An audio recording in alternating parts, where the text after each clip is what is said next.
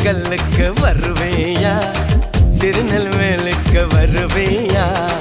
குட்டியுண்டு மச்சத்திலே அல்வா கிண்டி தருவேயா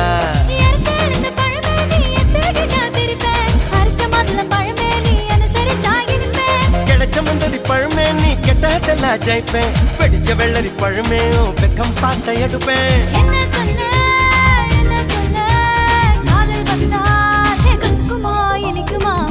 கணு